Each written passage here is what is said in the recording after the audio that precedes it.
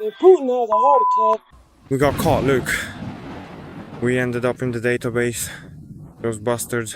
Russian ships in the Pacific and Northern Fleet's nuclear submarines are under a new SPU attack.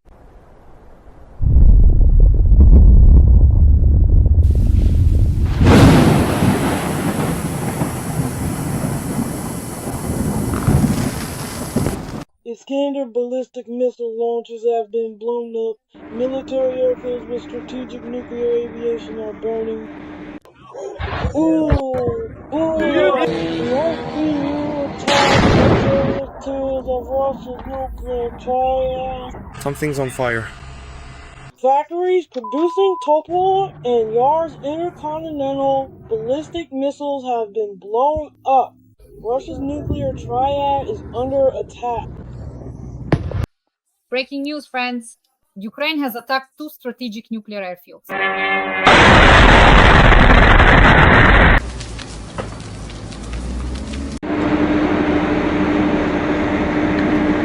Where the strategic nuclear bombers, specifically Engels and Agilivo, are located. Not blown up, they hit.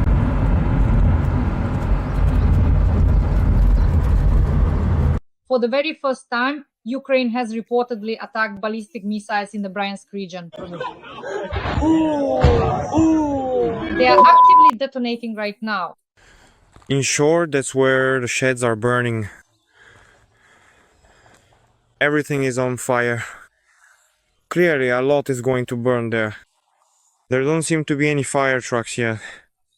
I wish they'd get here soon. This was a powerful special operation by the Security Service of Ukraine and other Ukrainian special services.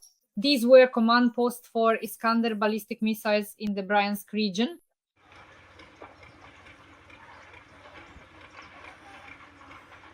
Ukraine is also preparing attacks on Russian ships in the Pacific Ocean. According to reports, Kyiv is planning an operation using naval drones hidden in cargo containers to strike Russian ships and their allies in the northern part of the Pacific Ocean.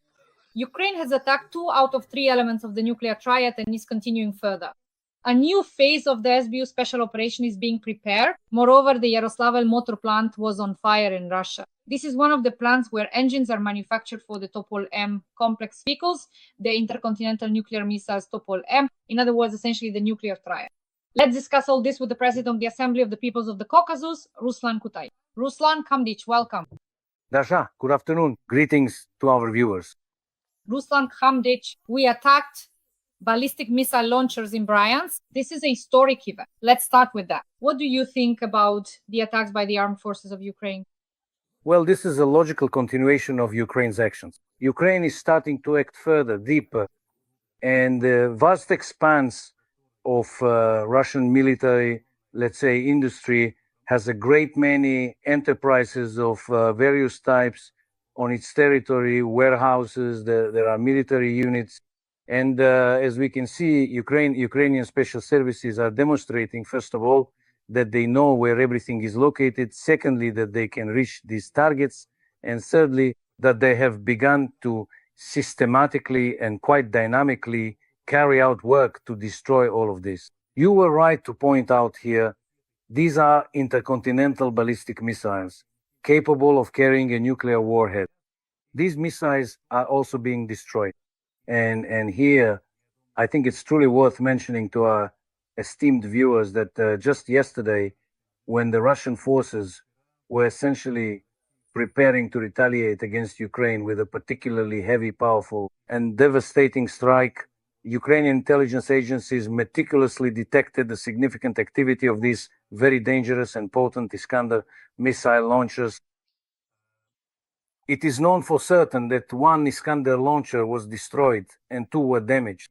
So these 6 missiles, which were apparently aimed at some important administrative buildings in Kyiv, were destroyed, and essentially the beginning of Putin's treacherous plan was thwarted. And of course, after that significant and impactful event, they unfortunately lost the crucial momentum that could have truly inspired the Russian hawks, as well as Vladimir Putin himself and his immediate inner circle of advisors and confidants. So look here, it's very interesting how hour by hour the Ukrainian special services are acting more and more actively.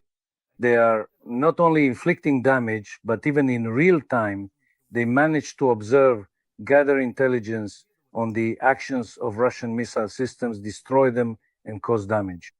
This is a significant improvement in the skills and conduct of the Ukrainian special services, military command, and of course the drone operators and missile crews. All of them are acting very successfully and skillfully, destroying Russian installations and the Russian military industrial complex throughout the entire territory of Russia. Operation Web continues. DSBU attacked two airfields, Engels and Diaghilevo, that is two bases for Russia's strategic aviation, as well as an oil depot that supplies fuel to Russia's strategic nuclear aviation. At least 3 storage tanks are currently burning at the Kristall plant oil storage facility of the Russian State Reserve. In other words, we continue to attack the bases of strategic nuclear aviation. Operation Web is ongoing. A Mi-8 helicopter was destroyed, and a Mi-35 was damaged as a result of drone attacks, including at Bryansk airport last night. Ruslan Kutaev, the floor is yours. These reserves, the state fuel reserves, aviation fuel, yes, 3 storage tanks were hit, but according to the latest information, 3 more tanks have now caught fire, and this is ongoing, and it's possible that it will continue further. Firefighters, as we know from similar incidents at oil depots, often find it impossible even to contain the fire. Usually it spreads from one tank to another, engulfs industrial facilities, let's say, oil processing plants and all of it. Well, essentially becomes consumed by the fire. I think, and in this case as well, the situation is still unresolved. The fire is still raging, and it's still unclear how much will be destroyed as a result of this operation and the actions of the Ukrainian side.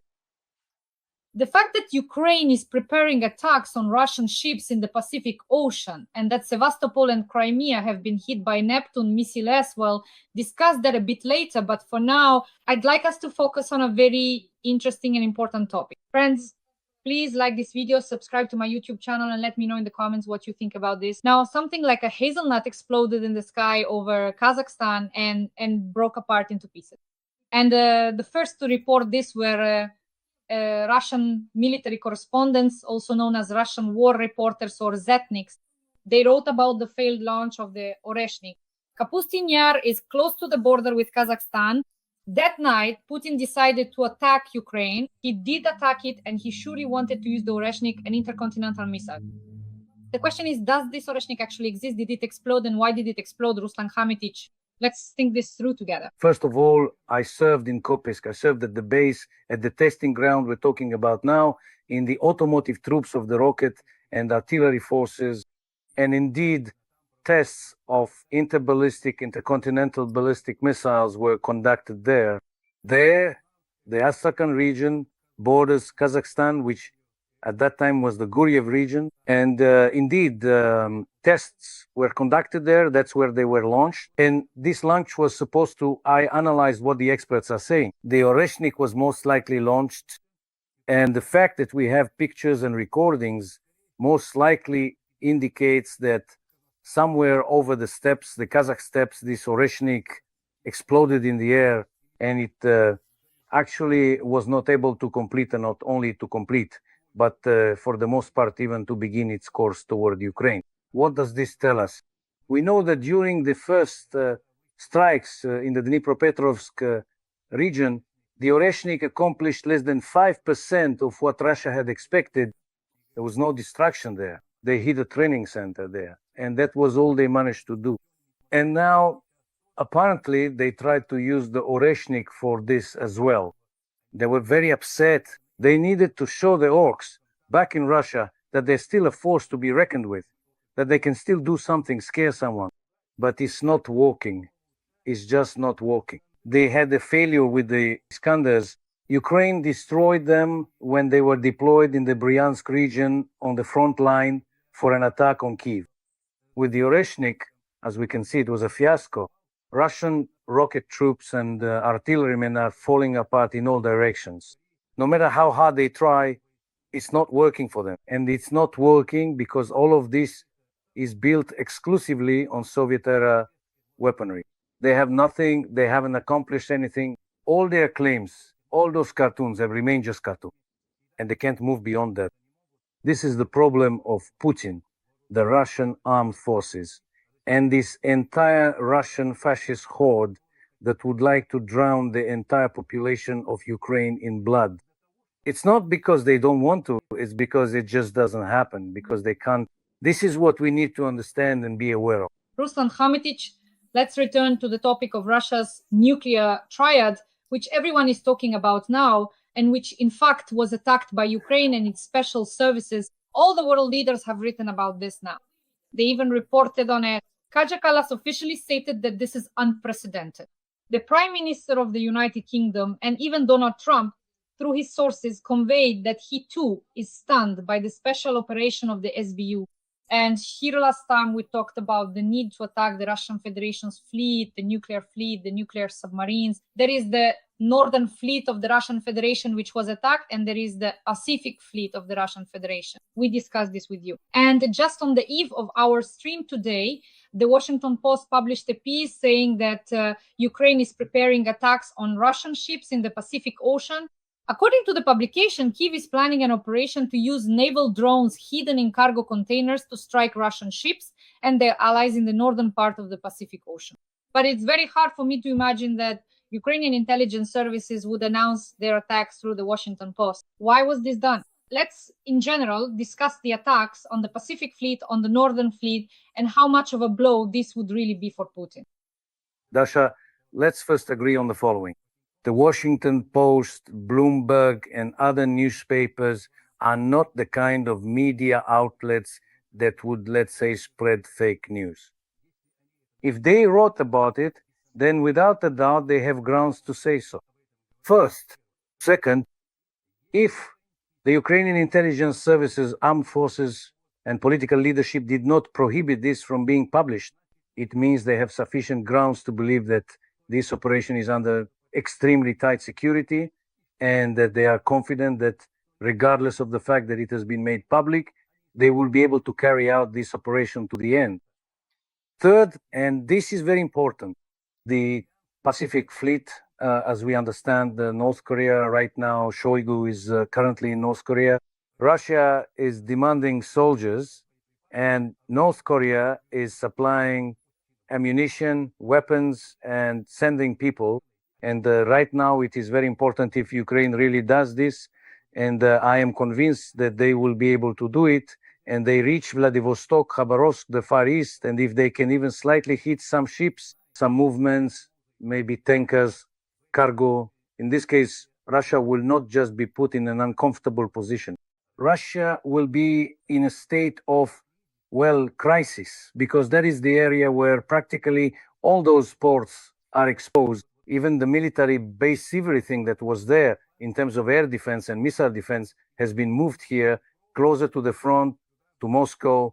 And away from there, if such a threat arises now, if suddenly drones start flying, and they will then, in that case, they will have to pull something away from there, from the front, from here, from the center, and transfer it over there to the Far East. This is bad news for Russia. How will they compensate for this? It's impossible to predict, because China cannot openly provide them with missile defense or air defense systems. North Korea doesn't have the means to defend against such weapons. As for Russia itself, it either doesn't produce them at all, or if it does, it's only 1 or 2 units per year. There are no spare parts, and they don't have the kind of machinery needed to produce such complex military equipment as missile and air defense systems. So, to be honest, these are extremely serious problems. But even here, you and I have talked about the fact that these problems would arise. We've said that Ukraine is developing its technological capabilities. Germany. Mer stated that joint Ukrainian-German production facilities will, in the coming weeks, already be sending to the front lines missiles produced jointly by Germany and Ukraine for use by Ukraine. These are the first fruits not just of supplying weapons and ammunition, but of the work of joint ventures in Ukraine's military-industrial complex with Europeans, with the British, with the Germans, with the Poles. And these are exactly the results. That's why they're able to reach Irkutsk. That's why there are real reasons to believe they'll reach Vladivostok as well, and everywhere else, even Murmansk. So our expectations are not just wishful thinking. Our expectations are genuinely high. And all of this combined is destroying Russian logistics. Ammunition, weapons, people, not only do they not have time to bring them to the front, they can't even get them to the frontline zone. And that's where they're being destroyed. That's how things are working. Relationships and the overall approach to everything are being refined and improved. It's no coincidence that Russian war correspondents are making a fuss. They're talking, for example, about the appointment of Madhyar as the commander of drones in Ukraine. What an uproar this caused. A man who sat in a trench, well, as some ordinary soldier or sergeant, started out as an operator. Look at what he achieved. Is something like that even possible in Russia? Never, under any circumstances, could such a rise happen in Russia just because of someone's personal qualities. It's impossible. But in Ukraine, it is possible, and that's why they're winning. That's why Ukrainian engineering thought is ahead. Why is that? Because here, the principle is, if you can take the lead, if you know how, create. That's the Ukrainian principle, and that's why they're winning. There's no need to be surprised. They will keep advancing. This is the outlook for this war. We can expect another series of explosions in Crimea. Simferopol has been attacked by Neptunes, military facilities, a kilometer-long line of trucks, Adeshonhar checkpoint entering annexed Crimea, a huge number of explosions, and once again, the Kerch Bridge is under attack. There's an alert there. But before we discuss this, the segment called Occupied Crimea, what's happening there, I want us to discuss a very important point. The West, Europe, and America didn't provide us with all the weapons because they were afraid of nuclear escalation. They were afraid of that nuclear triad. They were afraid that if they gave Ukraine weapons to win, to attack Russia deep within its territory, to drive the Russians out of our land, Russia would start World War II, a nuclear war, and so on. And now Ukraine is demonstrating that we have attacked Russia, the nuclear triad, and there is no nuclear war. Let's just discuss this precedent together. So Ukraine did this with drones, right? And not with multi-billion-dollar weapons. So we attacked multi-billion-dollar weapons, about $7 billion in total, using drones, unmanned aerial vehicles. Every voice matters. Join our community, support independent journalism, and help us bring you the truth from Ukraine. Become a member of Ukraine Today. Join us now. Indeed, because at first, when this nuclear well, more precisely, the aviation of the highest possible level of strategic purpose and immense destructive capability was completely destroyed, it was widely assumed that after this significant event, if they ever truly intended to use nuclear weapons at all, their plans would be severely impacted. By the way, that's exactly what they were shouting about over there. In Russia, in Moscow, the war correspondents there, they were encouraging the political and military leadership to use it if they ever intended to do so. But we knew that they would never do it. Why won't they do it? Because they are hostages to the situation they themselves created. Their families, their money, their status of it depends on the West. They study there, they live there, they keep their money there in the West. They didn't start this war to die, and not for some idea. They started it because of the whim of a madman who somewhere deep inside was offended by something. And that the president is young, a progressive president of Ukraine, and all of this got under his skin, Putin's. He saw youth, intelligence, and insight in him. And he decided, as he said himself, to teach this jester, this clown, a lesson. But in the end, it turned out that Putin was the jester, he was the clown, and he was the coward. As soon as the situation arises that could even be slightly dangerous, he runs away, he hides, he's afraid to make a decision.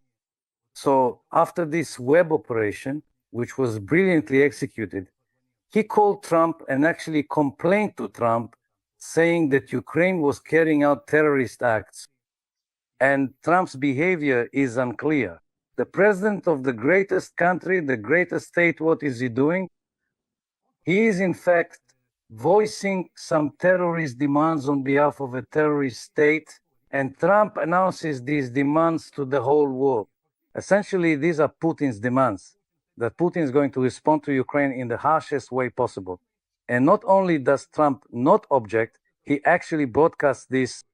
So it turns out that Trump in Putin's hands is the tool used by terrorists. And here is where America failed to do what it was fundamentally obligated to do. There was no action, but within America itself, this was given a very serious assessment. They pulled Trump back, he did this, recorded something in his stock account somewhere, and then they quickly removed this recording of Trump because it was absolutely clear that Trump had basically given in and was afraid of Putin. People in America understand that Putin is using Trump as a tool. Putin did everything to put pressure on Ukraine. Putin did everything to use Trump. He is really using him. And once again, I want to say from all perspectives, from different platforms, no matter who is broadcasting or making decisions, in any case, Ukraine has not only not backed down, not only not stopped, and as we discussed a little earlier, Ukraine has continued its operations. Ukraine is not looking back at anyone. Today, Ukraine understands that it will only have what it achieves on its own.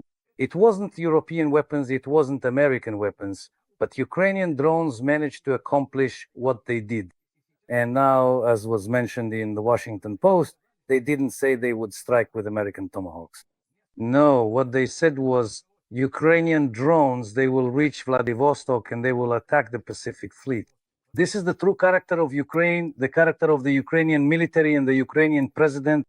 They stop at nothing, they keep moving forward. And this is the only thing that can stop Trump, Putin, and everyone else. Ruslan Hamidovich, Russian public pages and media have reported that Putin had a heart attack, and that's why he hasn't appeared in public for a long time. I would like you to comment on this. Well, I wouldn't rule it out if someday he does have a heart attack. It's bound to happen eventually because blow after blow keeps coming at him, one after another. Just look, we see the German Chancellor meeting with the President of the United States. He arranged this meeting very skillfully, beautifully, and diplomatically. And what a principled stance the German leader demonstrated. On not a single issue did he withdraw his support for Ukraine. He made it absolutely clear to Trump that the country that attacked is Russia and that it is the country that is unequivocally bringing evil.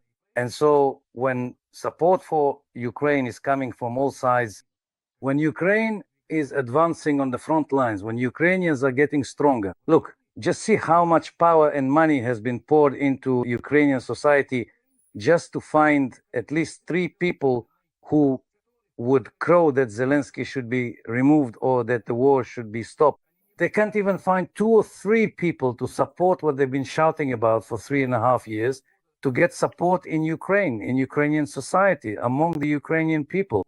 Of course, from this, not only will he have a heart attack, I think he might soon kick the bucket altogether. And that's why I think others understand these 2 other people, even those close to him. Actually, that's why, in my opinion, you and I have discussed this. Right now, most likely there are serious discussions underway about removing Putin from office. And in order to keep him from interfering, they're talking about someone close to him and of his daughters, specifically Tikhonova. And that's why I think this is also real and it's also serious. Putin understands he can't win. Putin understands she hoped that Trump could do something, that he could deliver Ukraine as a side that has already capitulated. Trump can't do that. He can't, because besides Trump, there's also Congress, there's the US Senate, and in the end, there's the American judiciary, and there are American 67% of whom support Ukraine. And all of this together doesn't even give the Russian political leadership hope that help might come from somewhere, that by forcing Ukraine and Europe, which is a close ally of Ukraine, to yield, it would grant Russia a victory. Victory Russia cannot win. Russia needs someone to hand them victory. There is no such player today who can do that. And that's why we can confidently say Ukraine is moving toward its victory. Ukraine is doing everything to win. And going forward, this will happen much more often and more effectively. And over there, on the Russian side, they know and understand this. Ruslan Kutaev, to sum up, Crimea is also occupied. We're carrying out many special operations, including at the military airfield and the Kerch Bridge for the third time. Neptunes are again attacking Crimea. Moreover, according to local social media, truck entry onto the Kerch Bridge has been closed. When entering the peninsula via the so-called land corridor through the occupied territories, security forces are searching every truck with a magnifying glass in search of good drones. And in general, there is already information that the Kerch Bridge has been closed again and is expecting a strike. Air raid alert, what do you think? After the Ukrainian Neptunes, the German Tauruses will follow. I have no doubt about that. They're taking aim. Did you notice? Right now, there's a lot of commotion around the Kerch Bridge, both from the land side, from Crimea, and from Krasnodar, from both sides of the Kerch Bridge and by sea. And these maritime drones, everything has been set in motion. They're now searching for the most effective way to strike. Strikes with Taurus missiles, the effectiveness of these missiles has long been known worldwide. They will definitely try them out on the Kerch Bridge. They're in Kilta in Crimea. They already understand this. They understand why. How do I know this? They're fleeing from there. People who came just to do business. Some were lured in. Some came voluntarily. Some wanted to live there. Some needed to settle down. They understand that you can't build a life there anymore. They realize the noose is tightening. So what do they want? They want to escape from Crimea. They realize that they could become hostages not of Ukraine, not hostages of the FSB or NKVD troops, who won't let them leave and will hold them hostage, but because there's a danger that through this bottleneck in the Kherson region, the Ukrainian army might and will definitely attack Crimea as well. That's why they will continue trying to keep these residents of Crimea as hostages. That's why everyone understands, and that's why everyone is fleeing. Yes, by any means, freestyle, breaststroke, however you like, leave Ukrainian Crimea immediately. A brilliant analysis by the President of the Assembly of the Peoples of the Caucasus, Crumbles Kutaev. Dear friends, please like this video and subscribe to my YouTube channel. Write a few kind words in the comments to support Ukraine and the armed forces of Ukraine. Because we are working for an audience all over the world so that they know the truth about Russian aggression. That's why every like, every comment, and every subscription from you is priceless. Thank you. Ruslan Kutaev, thank you very much. As always, see you soon. See you soon. Dear friends, please support Dasha and her channel. You will hear good news from this channel many more times. All the best. Take care.